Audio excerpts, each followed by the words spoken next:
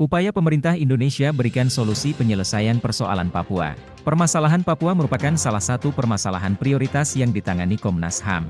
Pemerintah Indonesia didorong untuk mengatasi masalah ini melalui pendekatan kemanusiaan.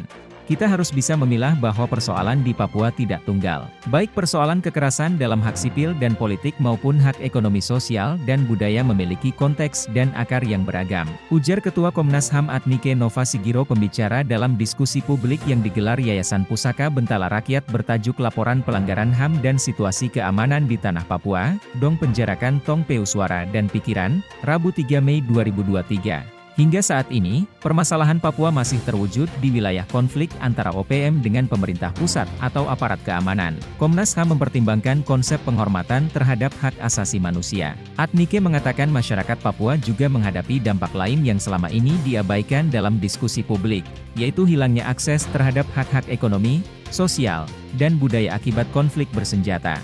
Ada pula permasalahan terkait realisasi hak-hak perempuan, anak, dan lanjut usia di wilayah pengungsian serta infrastruktur publik yang rusak. Karena itu luput dari diskursus publik, maka kita sulit meminta pertanggungjawaban pemerintah bahwa ada hal-hal lain yang seharusnya diperhatikan dan mestinya direspons, ujar Adnike. Mencermati berbagai perkembangan, Komnas HAM juga mengidentifikasi sejumlah sasaran persoalan terkait penanganan persoalan Papua.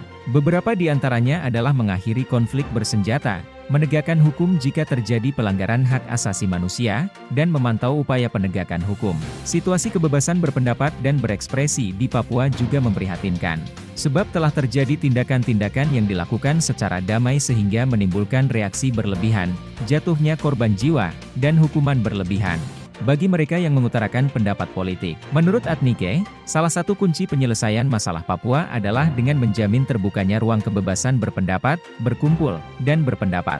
Khusus isu Papua, ada dua hal yang menjadi rekomendasi. Pertama, pemerintah Indonesia berkomitmen melanjutkan upaya-upaya penyelesaian pelanggaran HAM yang terjadi di Papua dan membawa akuntabilitas terhadap kasus-kasus tersebut.